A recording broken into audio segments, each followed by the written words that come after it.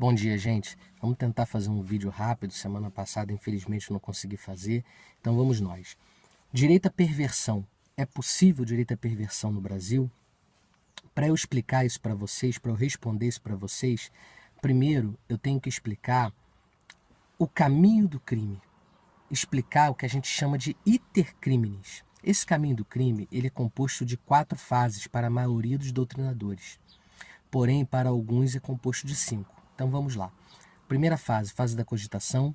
Segunda fase, fase dos atos preparatórios. Terceira fase, fase dos atos executórios. Quarta fase, fase da consumação. E para quem adere à corrente que diz que existem 5 fases, quinta fase seria a fase do exaurimento. Então vamos lá. Fase da cogitação. O que é essa fase da cogitação? Fase da cogitação acontece quando você, internamente, você dentro ainda da sua cabeça, dentro de você, você está planejando um crime. Então você chega, por exemplo, e fala assim, crime de homicídio, artigo 121 do Código Penal. Eu quero matar o meu desafeto. Então você, internamente, você pensa, caramba, preciso matar aquele cara que me faz tanto mal. Como que eu vou matar esse cara? Vai ser com arma de fogo? Vai ser com faca? Vou dar uma paulada nele? Então você está na sua esfera interna. Você está cogitando a prática do crime. Você está planejando essa prática do crime. Essa é a fase da cogitação, a primeira fase do caminho do crime. Essa fase não é punível no Brasil. Não se pune no direito penal a fase da cogitação. Segunda fase seria a fase dos atos preparatórios. O que é essa fase? Continuando com o exemplo do crime de homicídio. Eu pego uma arma de fogo, entro dentro do meu carro e saio à procura do meu desafeto.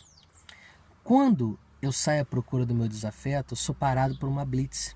A polícia militar me para, me revista, encontra a arma de fogo comigo.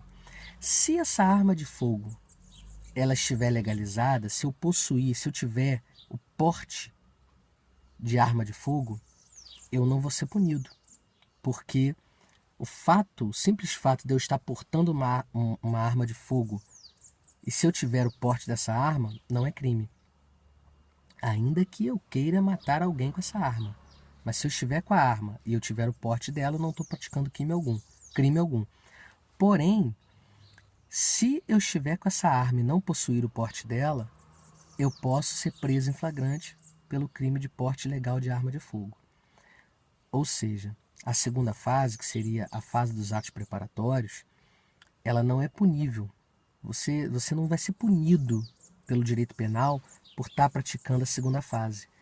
Você só vai ser punido no direito penal, pelo direito penal, por praticar essa segunda fase, se o ato que você estiver praticando, ele por si só constituir um crime autônomo. Foi o exemplo que eu acabei de dar.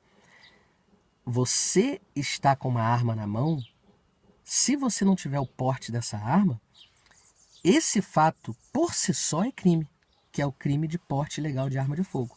Agora, se você tiver o porte dessa arma, você não está praticando crime algum.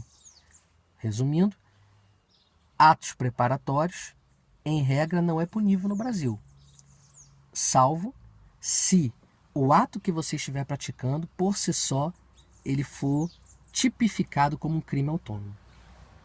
Vamos passar para a terceira fase, que é a fase dos atos executórios. Então, primeira fase, você cogitou o crime. Segunda fase, você preparou o crime. Você saiu de casa, você pegou a sua arma de fogo, entrou no carro, procurou seu desafeto. Encontrou seu desafeto. Quando você encontra o seu desafeto, você chega para ele e fala assim, vou te matar. Aponta a arma de fogo para ele e dispara contra ele. O que acontece? Esse tiro não o mata. Ou esse tiro sequer pega nele.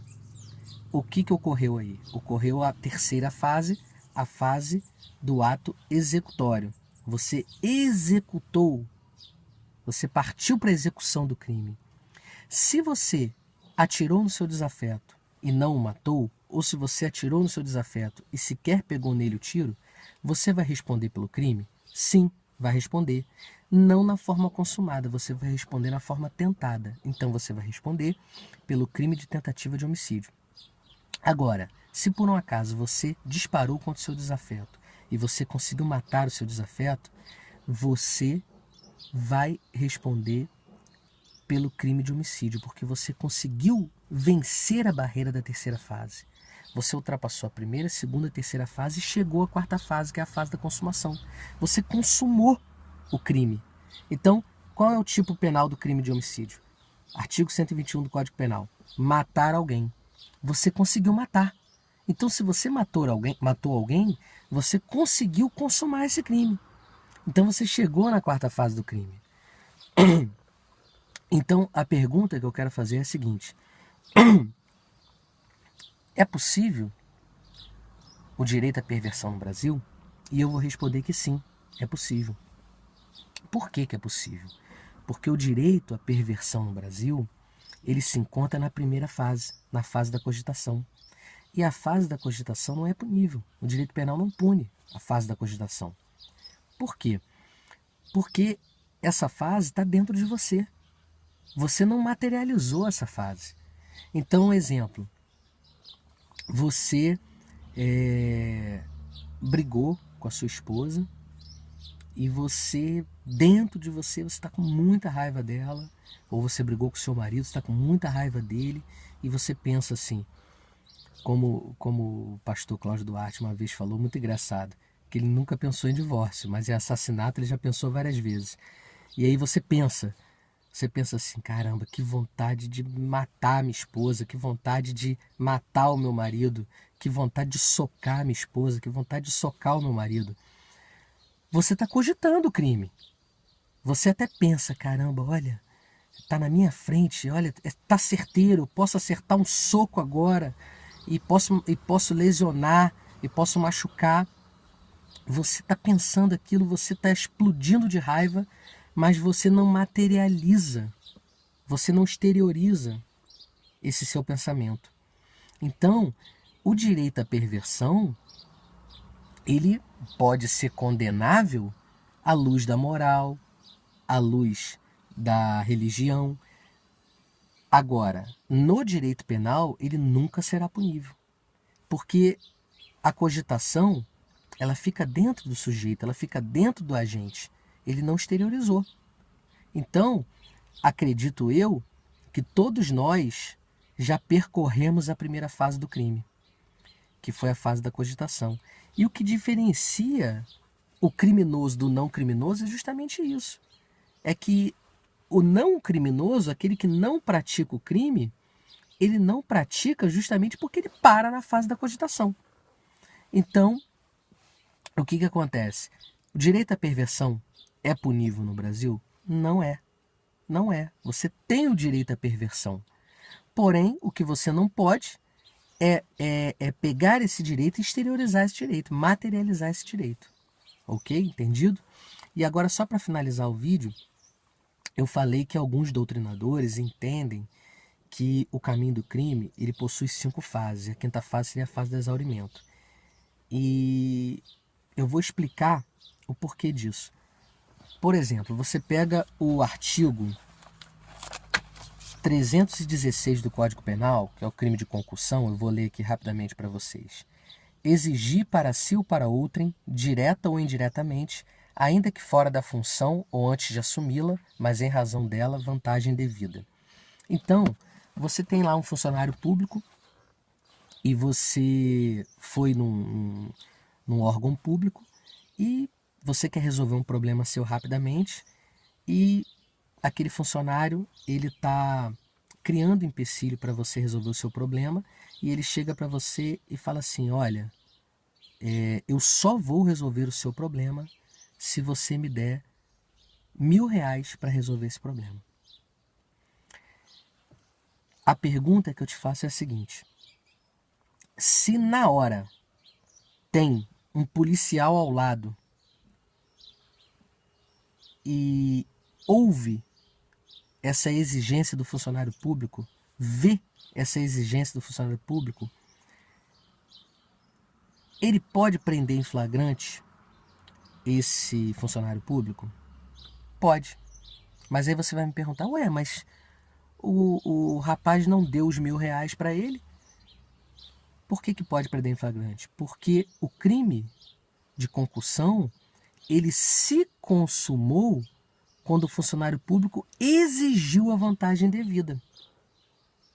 A pergunta é, e se o funcionário público tivesse recebido a vantagem devida, tivesse recebido os R$1.000? Simplesmente, esse crime teria se exaurido, porque o exaurimento desse crime é no recebimento da vantagem devida. Porém, se não deu tempo de receber a vantagem devida, mas ele exigiu, o crime se consumou. Se o policial estava do lado e viu a exigência, o crime está consumado e o funcionário público poderia ser preso em flagrante. Então, isso é o exaurimento do crime, ok? Então, recapitulando, o caminho do crime é composto de 4 fases para a maioria dos doutrinadores. Primeira fase, cogitação. Segunda fase, fase dos atos preparatórios. Terceira fase, fase dos atos executórios. Quarta fase, fase da consumação. A primeira fase da cogitação não é punível. A segunda fase dos atos preparatórios, em regra, também não é punível, salvo quando o ato preparatório por si só constitui um crime autônomo. Terceira fase, fase dos atos executórios, que é punível sim. E a quarta fase, que seria a fase da consumação, que também é punível. Tá? E aonde está o direito à perversão? O direito à perversão se encontra na primeira fase, que é a fase da cogitação, que não é punível justamente porque você não materializa, você não exterioriza aquilo que está dentro de você, aquele pensamento perverso. Ok? Um grande abraço, fiquem com Deus, até o próximo vídeo.